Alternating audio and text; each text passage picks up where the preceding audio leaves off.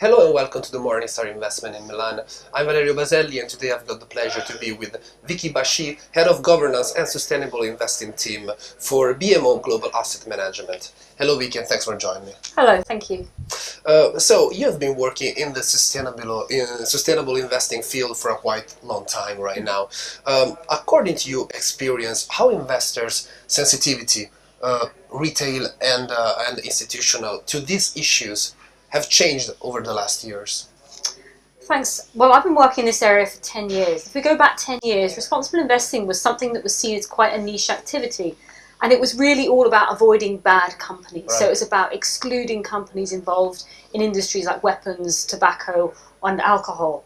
And now over that period of 10 years, this has become something that's more mainstream. And the reason that's happened is that the more investors have looked at issues like climate change, labour standards, and human rights, the more they've realised that these are not just ethical or moral issues, these are financial issues. Right. Because companies that manage these issues well, that are well managed, that have good corporate governance, that manage environmental issues well, that treat their labour force well, are just good companies. They're well managed companies, and those companies are well set up for good long-term performance.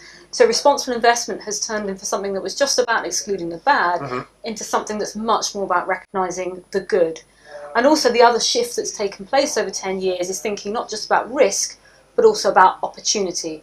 Because the world faces a whole set of challenges: climate change, ageing populations, water scarcity, and companies that are involved in solutions to those challenges see themselves in growth markets. So in our responsible global equity product, for example, we target companies involved in sectors like healthcare, waste management, and clean energy, because we think that those are long-term growth areas that could produce good investment returns.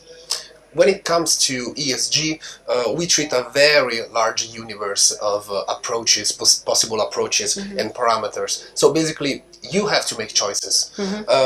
How do you integrate ESG criteria in your funds?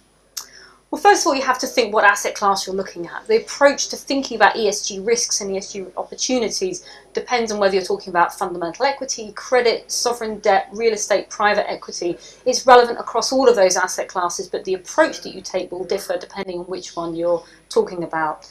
If you take our fundamental equity teams, those teams all look at ESG data and risks using our MSCI data source to see which companies might be high risk. Those high-risk companies are then passed to our team, which is an expert team of 13 people experienced across the range of environmental, social and governance issues. We research those companies in depth, we pass the information back to the fund manager, and they look at that to tell whether they think that's something that affects their view on the valuation of the company, either in a positive or a negative way. Okay. The interest in socially responsible investing has grown a lot over the last years. Although assets are still marginal if we look at the total asset invested in Europe, how may this approach be pushed even more? Well, that's a good question. If you look at, for example, the retail market, if you ask people, are you interested in your money being invested responsibly, a large number of people will say, actually, yes, I am interested in that. There was a survey in the UK last year which asked people, do you want your money to be doing good? And over 50% of the people asked said yes.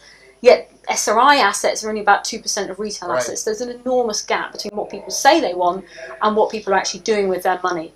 And I think there are two fundamental issues here.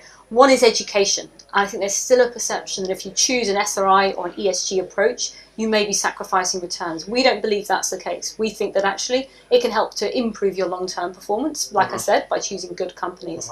I think also people don't know what options are out there. So often when they talk to a financial advisor, they may not be offered ESG options. They may not know what's on the market. And when they do look at them, they may be confused about the terms. So I think there's a need to really educate and bring people up so that know that yes, this is something they might want and that they're proactively offered the range of products that are available out there in the market now. Thanks a lot, Vicki. Thank you very much. Thank you.